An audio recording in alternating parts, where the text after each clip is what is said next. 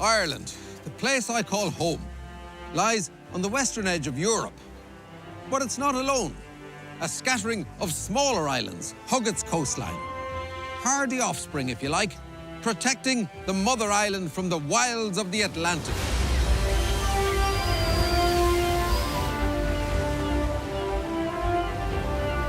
From Rathlin in the north to Cape Clear in the south.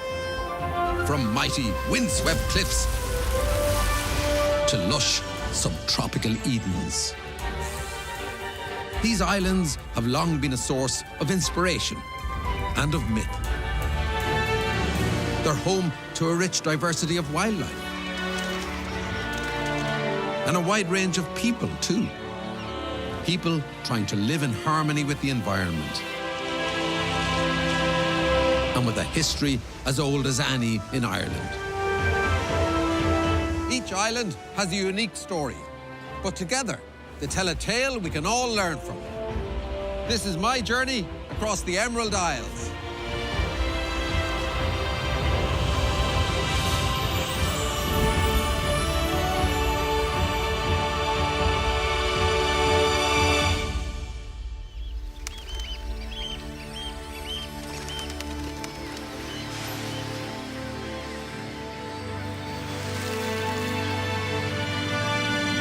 I love being from Ireland. It's a wonderful country. You don't need me to spell out its charms. But what about our islands? As somebody who's lived on a number of fictional islands in my time, I'm enthralled by real ones, especially the wildly impressive but largely unsung islands off the coast of Ireland.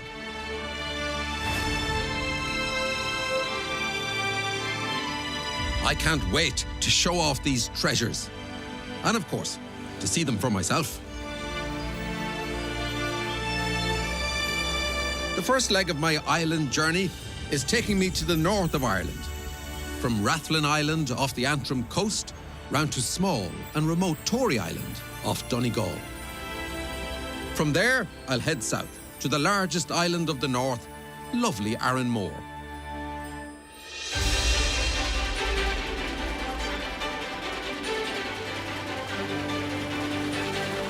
My journey begins somewhere I've never been before, off the coast of the far north. From the town of Ballycastle in County Antrim, a half-hour ferry ride takes returning residents and eager day trippers out to Rathlin Island, or the Enchanted Isle as it's known. It's the only inhabited offshore island in Northern Ireland.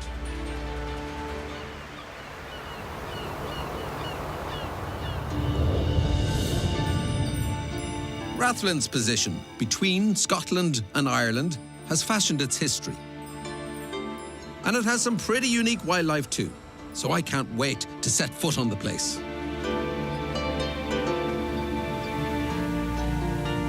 Although I grew up not a million miles away, on the border between Ireland and Northern Ireland, I've never actually been to Rathlin before. I know historically that it was a mere stepping stone between Ireland and Scotland. You can see the Mulla Kintyre just over there. In fact, you could argue that Ireland was first inhabited by people crossing from there.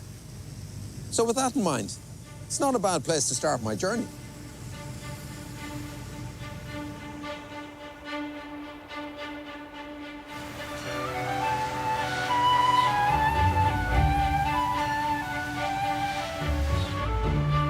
Before I've had a chance to brush up on my history, the ferry pulls into Church Bay, the booming capital of Rathlin, if you like. Only about 125 people live on the whole island, and most of them seem to be on my ferry.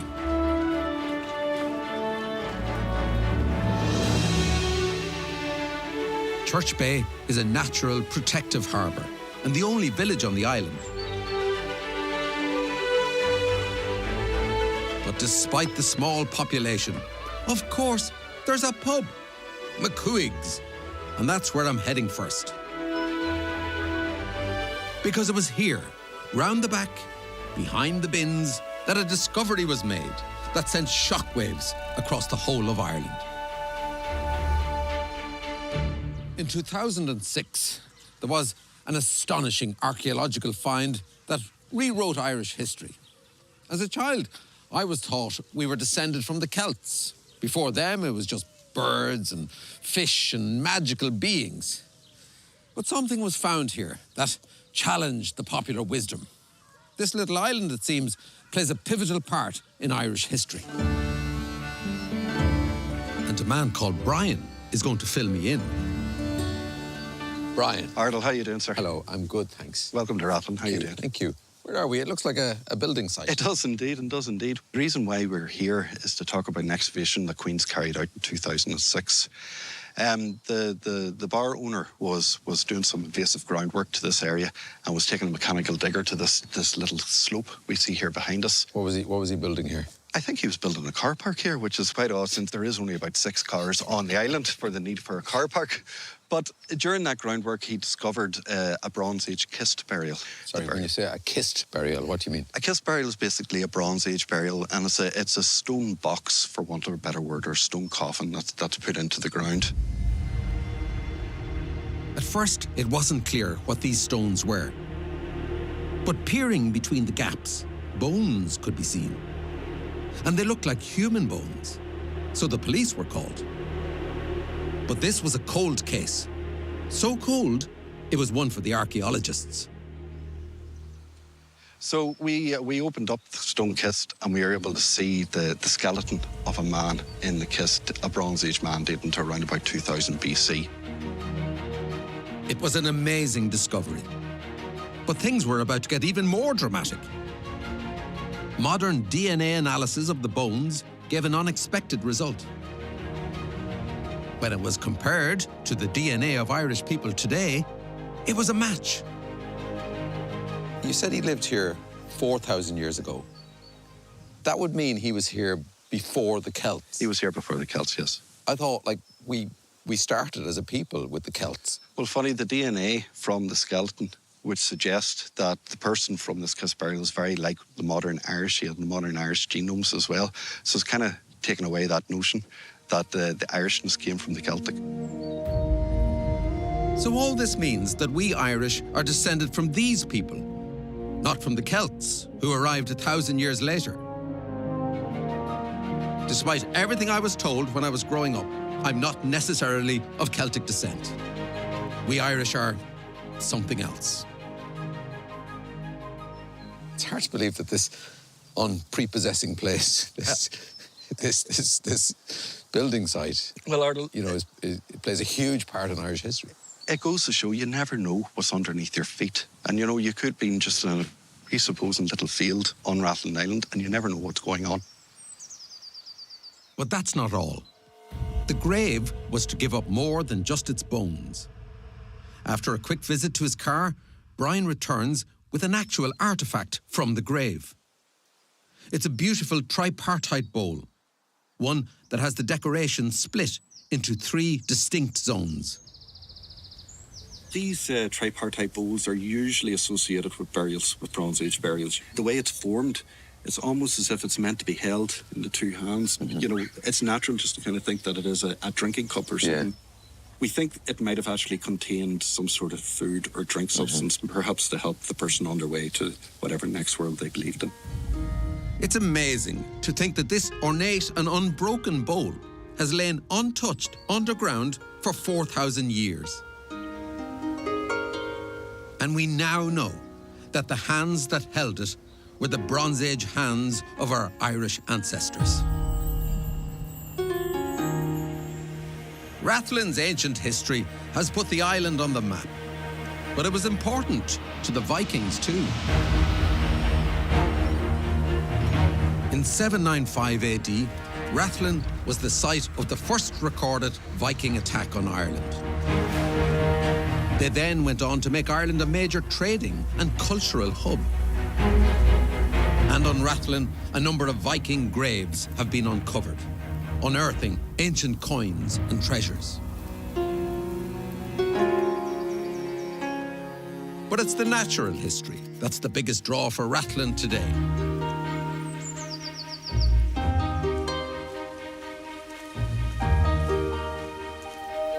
Tom MacDonald is a wildlife photographer. In 2005, he was drawn to Rathlin by the nature. And he hasn't looked back.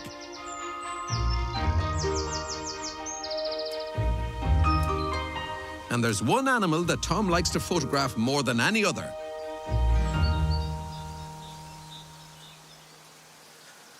That wee tree there, and just behind it, in the middle of that field, roughly, there's three sitting on their own. And if you think these are rabbits, you'd be wrong. There's actually 4 in that field, possibly 5. These furry creatures are Irish hares. Unlike rabbits, they're native to Ireland. In fact, they've been here for about 30,000 years. On the mainland, they've been in serious decline. But Rathlin Island is a stronghold. Here, they're holding out. And Tom is keen to keep a watchful eye.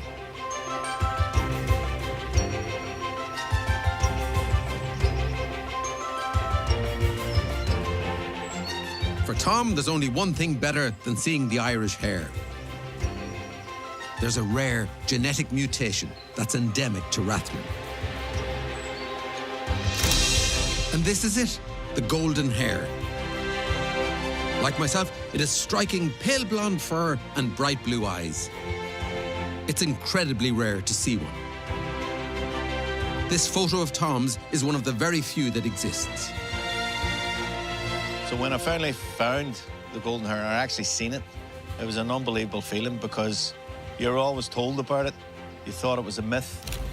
And then I seen it and I was able to get fairly close to it.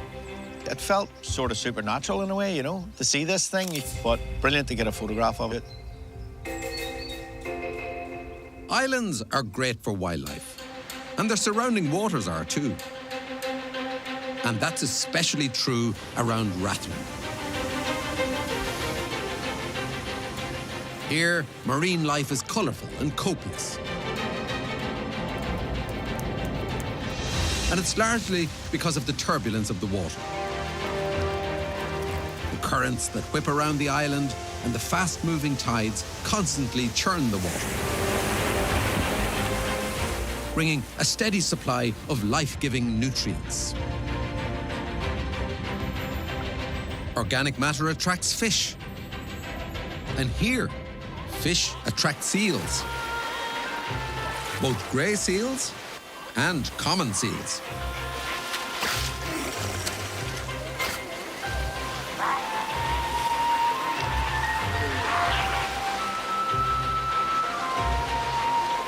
Clean, cold waters and turbulent conditions also make the sea around Rathlin ideal for this stuff, kelp. For the seals, the kelp attracts fish, and it makes a great place to hide. For the islanders, it can be cultivated. It's a perfect source of sustainable produce. So out on the water, local kelp farmers are off to work. In charge of operations, Kate Burns, who's been growing and harvesting kelp here since 2014 for use as a superfood. You know, kelp is like one of those magical things that you can do so much with. You know, what we do with its food. It really is a super ingredient. All the kelps are super ingredients. It's just all around super, you know. Kate and her team grow this commercial kelp along rope lines that have been laid in the sea. And the kelp love it.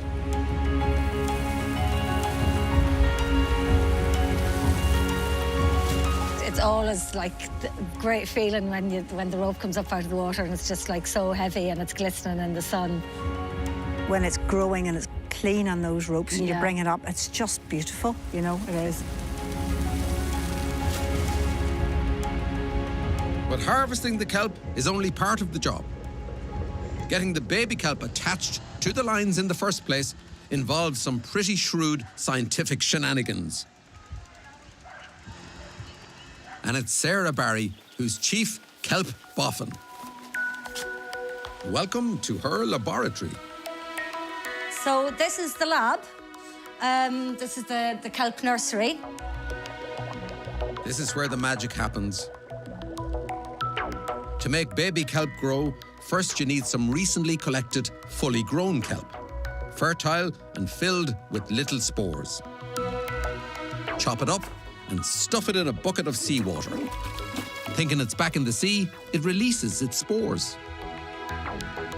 Intriguingly, these little spores are as much animal as they are plant, and they can swim. Under the microscope, it's possible to see the little dots swimming about, looking for something to cling on to find a place to start growing. Now, take your spore-filled water and pour into the big tank.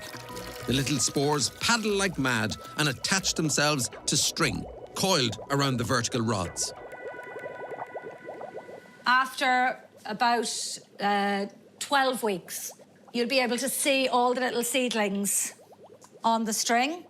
So we bring these out on the boat to where our farm is, and the big ropes are laid out on anchors, and then we just transplant the seedlings onto the big rope. It's this kind of sustainable industry that's key to island living. And Kate's able to employ between 5 and 10 islanders. A significant contribution to an island whose population is so small. Islanders have to be dynamic.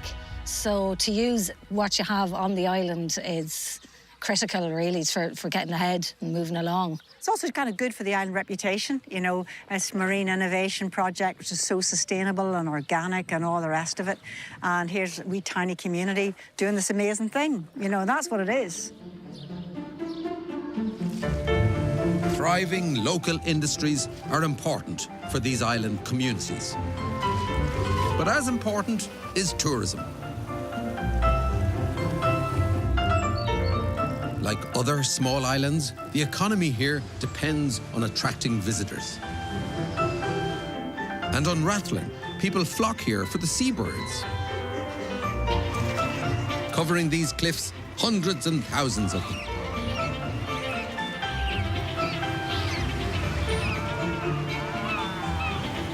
The RSPB has a centre on the island, based at the renowned Upside Down Lighthouse. This quirky lighthouse is an attraction in itself, but most tourists are here to visit its viewing platform.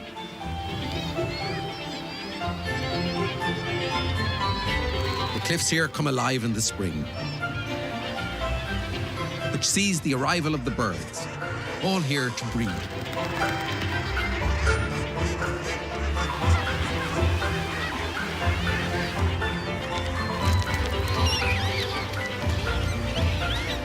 Spring also sees the arrival of another habitual visitor, local wildlife warden Liam McFall. It is amazing, this view just hits you. Suddenly there's a few hundred guillemots on the cliffs. You think, they're back. It is a wonderful sight. Guillemots are synonymous with harsh environments, and they're the most numerous bird here. They mate for life, fair play to them, and the pair return to the same spot on the cliff every year. To protect their young, they only choose the most isolated and extreme cliffs to breed, laying a single egg on an area no bigger than a postcard.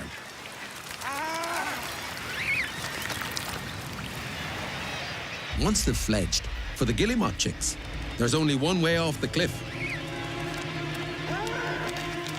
Leaving the nest involves a huge leap of faith.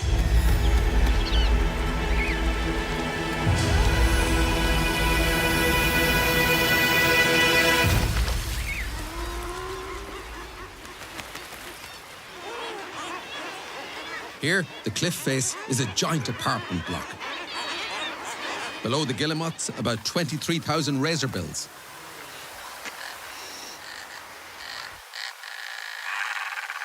As well as fulmars and kittiwakes. These cliff formations are just absolutely perfect for seabirds. You know, you get the flat areas for the guillemots, the crevices for the grazerbills, the outcrops that the kittiwakes start to build their nests on. It's all there. And then everybody's favourite, you'll see in the bottom here, is the puffins. Even those of us who know nothing about seabirds know a puffin when we see one. Puffins are an endangered species in Ireland and on the red list for conservation concern. But here on Rathlin, you can't miss them.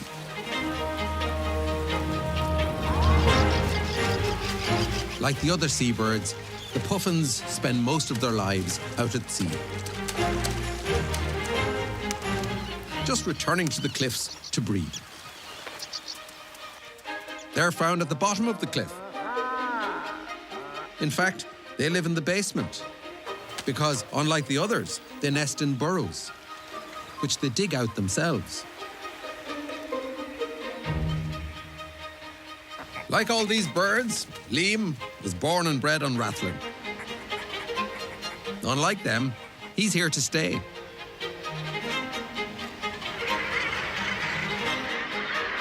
I'd love to be staying myself, but soon I'll be moving on to my next island.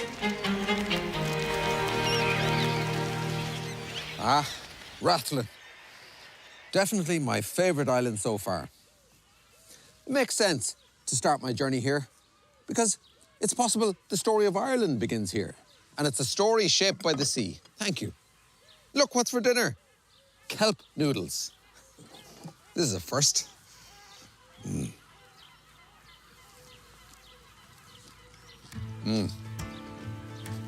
That's incredible.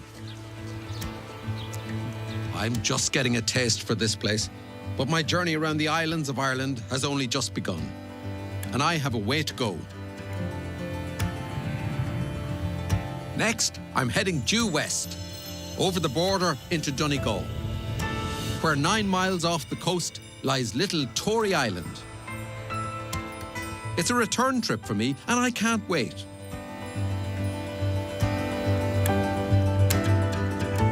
Where I'm heading now is the most remote inhabited island in Ireland, and one of the most northwesterly points in the whole of Europe. As a child, I used to brave these choppy seas and come here to what seemed like a mystical island, where the normal rules and laws of nature didn't apply.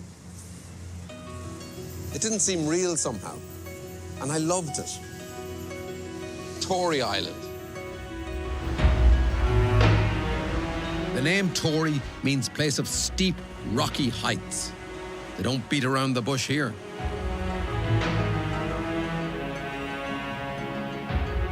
It's 3 miles long and just over half a mile wide.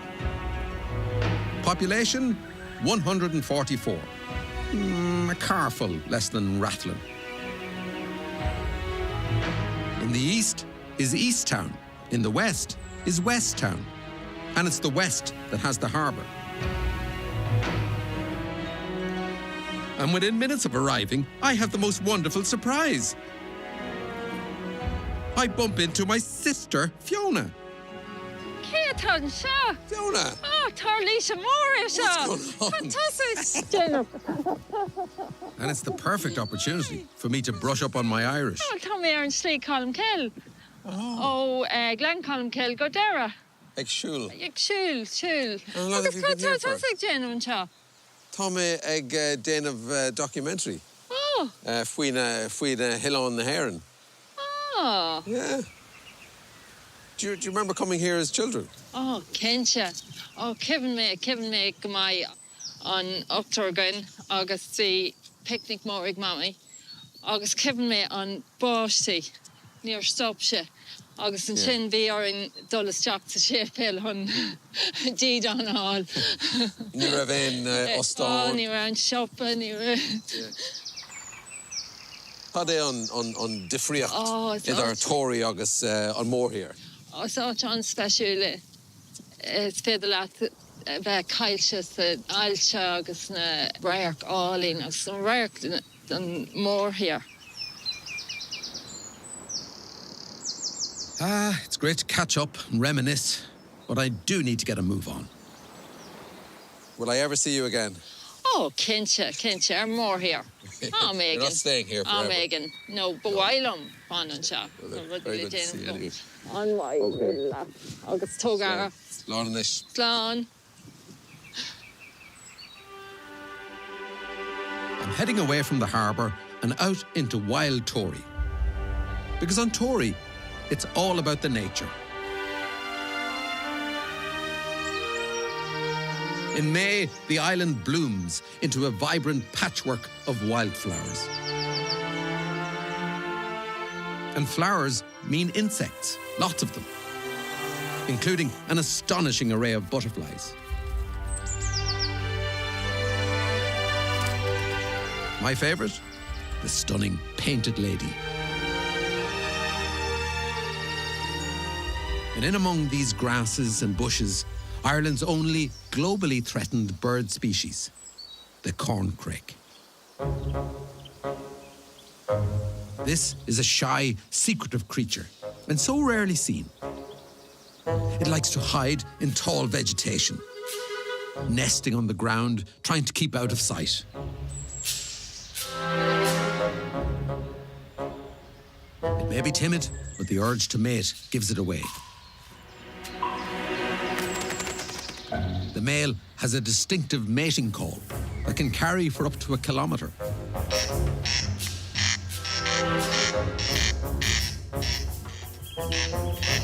It's this characteristic call that I so associate with Tory Island.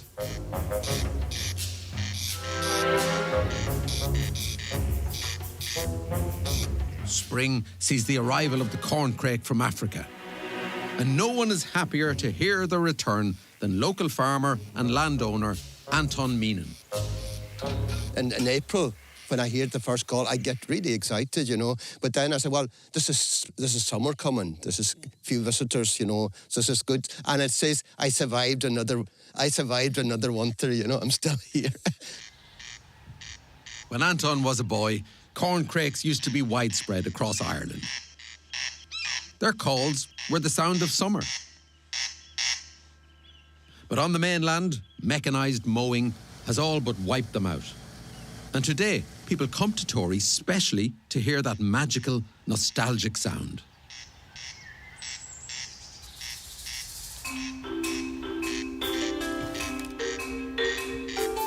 Anton and other islanders are working with conservation groups to protect the corncrake. Wherever possible, instead of mowing, they use scythes, so they can avoid harming any hiding birds. And where they have to mow, it's delayed until later in the season, allowing the birds to breed unmolested. Anton even encourages nettles to give his beloved corncrakes more places of refuge. So I think we just have to work with them, you know, not against them, you know. And it's just working with them and understanding them. There's no reason why this work can't be emulated on the mainland. Then once again, the corncrake could become the sound of summer across the country. If they're successful in Tory, the idea that some of them will go across to the mainland, that they will start moving into the rest of Ireland, that maybe people in Dublin and people I think will have corncrakes again. So that you have to be hopeful, and that's the future, that if they're successful here, that they will do well, that they'll spread back again, you know. That would be my dream.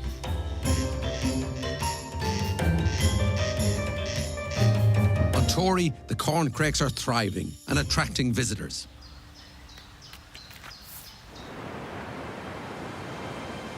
The dramatic cliffs are another draw.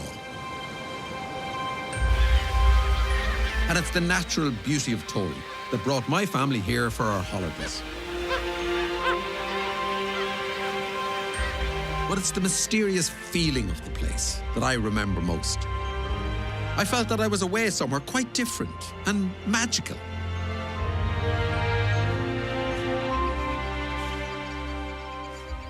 They used to say you could spot a group of Tory Islanders on the mainland because they went everywhere in single file. There were no roads back in the day, just narrow paths between the houses, so I guess it's plausible. Mind you, they refer to Ireland as that big island off the coast of Tory. Quite independent, I dare say.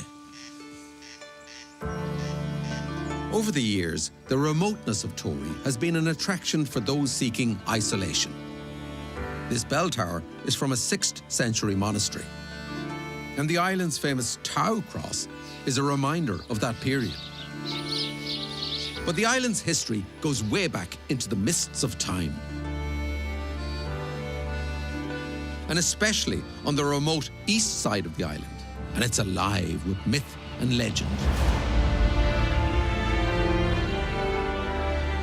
It's said that anyone foolhardy enough to make the leap onto this rock will be granted a wish. Fortunately, a rival tradition has it that you'll be granted your wish if you land 3 stones on the rock. So that's the one I'm going for. I might be here for a while. And I don't care who's watching.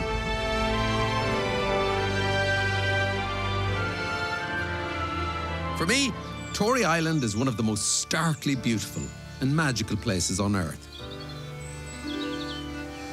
This is out of this world.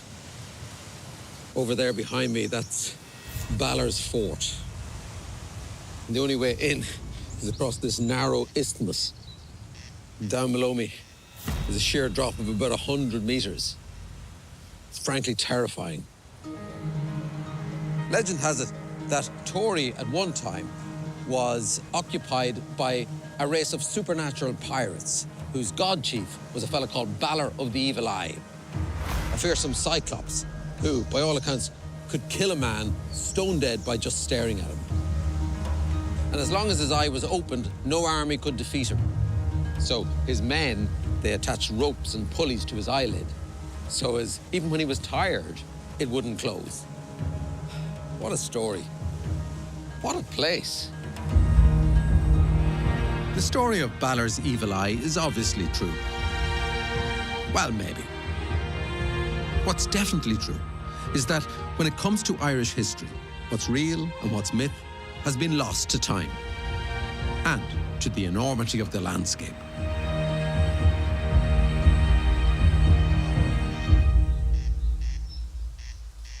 Before leaving Tory, I have one more meeting arranged. It just so happens to be at the pub.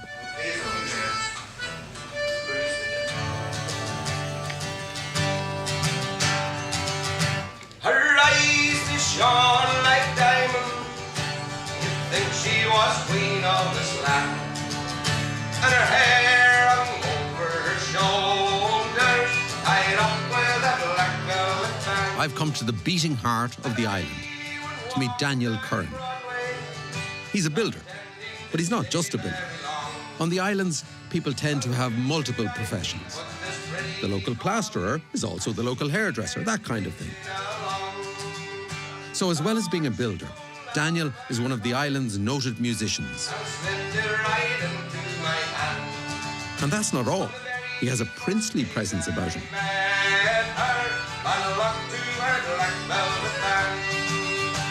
Am I right in thinking that you married into Tory royalty? Yeah, well, yeah, that's certain, yeah. Yes, my princess.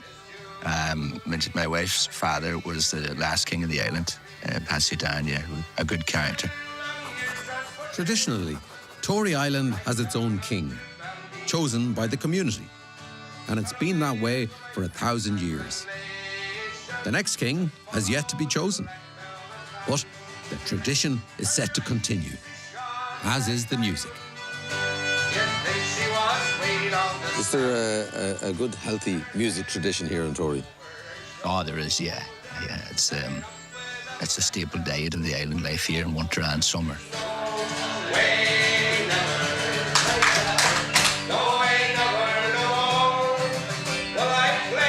You could find yourself, I suppose, 7 nights of the week playing here in the summer months. I get the impression, no, I don't know Tory very well. I used to come here as a kid, but everyone you speak to comes here like, you know, that Tory They all say that Tory is a bit different. I mean, are Tory Islanders conscious of that, like being a bit different, or do they want to be a bit different than the mainland? Yeah, I don't think that there's a wanting to be different, but it is different. It's naturally different. I guess the pace of life when you come out here is a little bit slower. The way of life is different out here. Irish language is still at the 90% spoken here, and so it's got its own kind of culture, as it were. So people are generally different, whether they know it or not. Some people might know it, and some people might not know it, you know. And the words that I spoke you were only a jest, and it's no way, never. No way, never, no more. When I play the wild rover, no, never, no more. And do Tory Islanders then, do they identify as Tory people or as Irish people? Oh, God, Tory people. Oh, yes. First and foremost. First and foremost. Yes, I bid farewell to Valley on the banks of Moray Bay.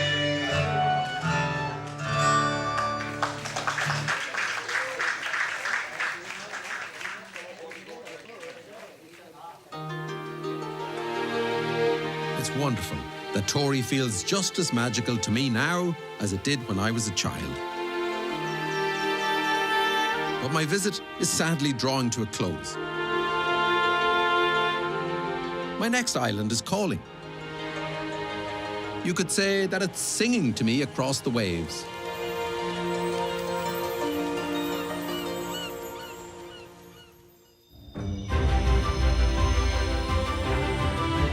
I'm heading southwest, around the coast, to the largest of Donegal's islands, Arranmore.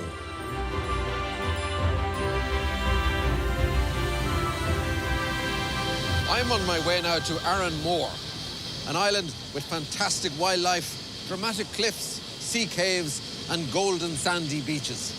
The whole package really for an island. And as if that wasn't enough, the people are known for their magical singing. But over the years, it suffered badly from depopulation.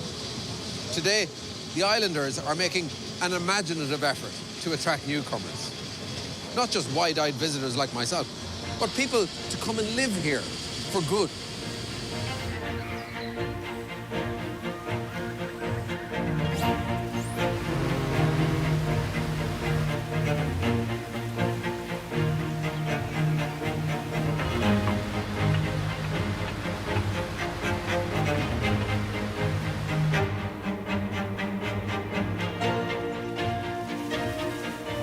Stepping ashore on Arranmore, it's immediately obvious why this is such a popular holiday destination.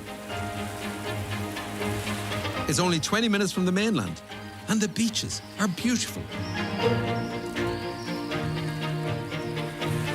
No surprise, the population doubles in the summer. And it's not just the beaches, oh no. The more adventurous could try kayaking its rugged coastline,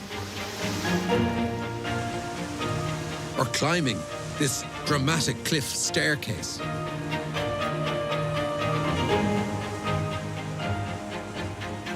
But despite this seasonal influx of visitors, the island has a history of emigration.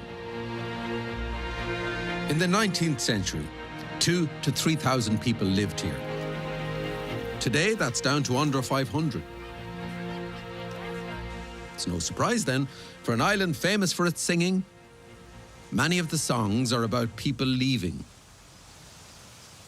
There were Crocknaneve, his and like all like British. Lutan a mine, egg took a lion. Had a watch your one at a moon, a spade. A reborn a glory. Not even them. Many of Ireland's emigrants went to America. And many of Arranmore's went to Beaver Island, the biggest island in Lake Michigan. Once an islander, always an islander. Arranmore is now twinned with Beaver Island, and this monument celebrates the twinning. And opposite the monument, a memorial to those who left. Depopulation has been a bit of a problem ever since. To find out how Arranmore is tackling the issue, I've come to meet Adrian Begley of the island's Community Council. Ardal. Hi, Adrian. Nice to meet you. Great, how are things? Yeah, good, good. So the population decline is quite alarming. It has been, yeah, you know, and because it's been steady, you know, census on census. We've seen the number going down, and that's not sustainable. So we had to look at a new way of trying to turn that tide. The Coming Home campaign was formed, and part of that was an open letter aimed partly at all the descendants of former emigrants, encouraging them to come home to Arranmore. Tell me, so you wrote this open letter to the people of America? Well, it was the people of the world. We reached out to everybody, and it went global and went viral. I think we were trending, you know, fourth in the world on Google at one point. You know, it was something really ridiculous, something that we weren't expecting. Did the letter and the campaign, did it work? I mean, have people moved here? Certainly, because everybody wants to go home. Yeah. You know, everybody wants to find a place that's home. Yeah. And I think the story of us trying to get our diaspora to come home, everybody went, well, I want to go there too. Yeah. And we literally had people from all over the world wanting to move here, you know, people who have no connection to Arranmore who want to move here. I mean, what is it about this island, though? What is, like, can you describe the character of this place? Like, what is so special about this place that people should come here to live? I always say it's the people, you know, that's what makes everywhere unique. It's got, you know, beautiful vistas. It's a lovely place to be. You know, it has that island life. But the most important thing that we have here is a brilliant community. You know, yeah. and I think that's in a world that's expanding and it's getting faster and all the rest of it. I think that one thing that people are losing and are missing is, you know, community. And that's one thing that we have here. And I think that's the best strength of Arranmore is the community and the people. Thanks for talking to me, Adrian. No problem at all, Ardal. Pleasure to meet you. Thank you. Let's go for a pint. Yeah, let's go. Traditionally, young people have moved away for work and education. Now the island has a digital hub, which has been a boon for remote working. For the first time in years, the population is actually going up. And there have been other recent arrivals too. The hostel here on Arranmore has become a place of refuge for those fleeing Ukraine. Julia's family is just one of 6 that have made their new home here. Local people, so kind people, so lovely people. Local people so much help for us. Very happy. It's a beautiful place, so beautiful place. We're so happy. It's a safe place for our family. Arranmore has become something of a haven. Of course, for the birds here, that's always been the case.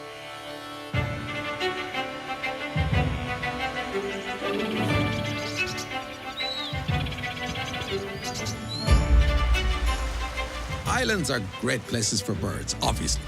They tend to thrive because of the lack of predators. Depopulation has done them no harm at all.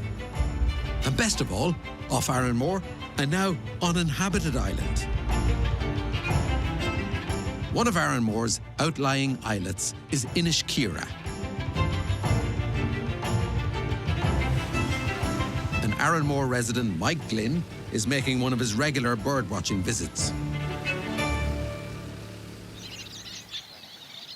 It's less than 2 square kilometres in size, but 12 families used to live here, collecting kelp and shellfish. But now the place is deserted, which is great for the wildlife.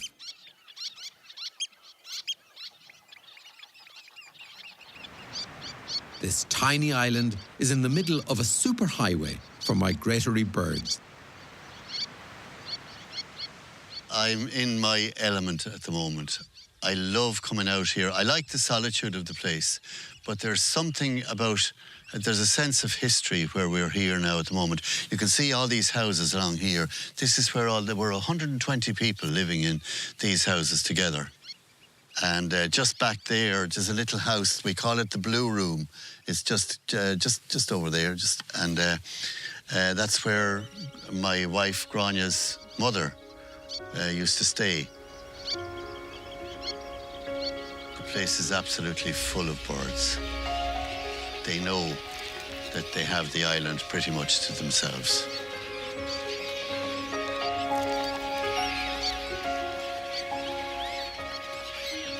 Living out here, I feel absolutely steeped. I never tire of it. It's just an extraordinary thing. This is very, very special to me.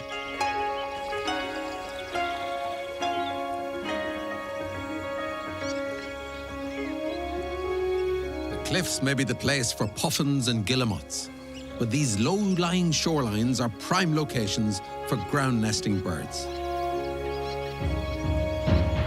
such as eider ducks, the short-legged ring plover,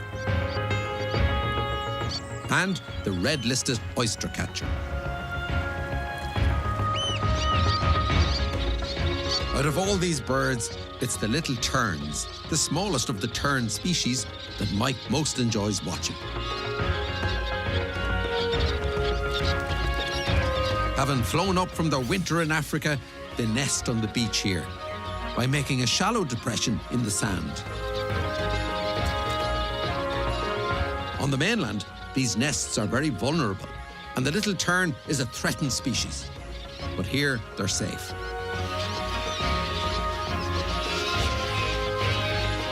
Not only from predators, but from the effects of humans too. People are a problem to our birds, let's be honest. Reduction of habitat is a major problem with birds generally.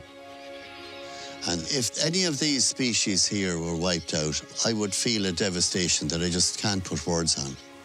We should believe the scientists when they tell us how important biodiversity is to everybody.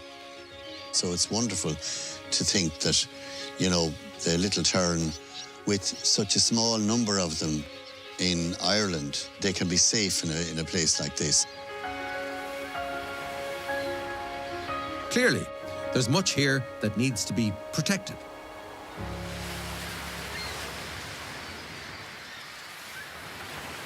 My greatest hope for the island of Arranmore and its surrounding islets is that the birds keep flying and the people keep singing. Not even vacation, like Lorpen Nana. I can't understand why anyone wouldn't want to live here. See the canton secure. Ishlo no shanaku. Akajafrel namanya. Shilam and go glanam. Aguilar go fall. Are you? Arranmore is a magnificent place. It's weathered all sorts of storms. The landscape and the wildlife all form part of a strong sense of identity, shared by natives and newcomers alike. And Arranmore's success in attracting people here, it bucks a trend, and it's an example to other islands. All in all, it's a vibrant, growing community with a very exciting future.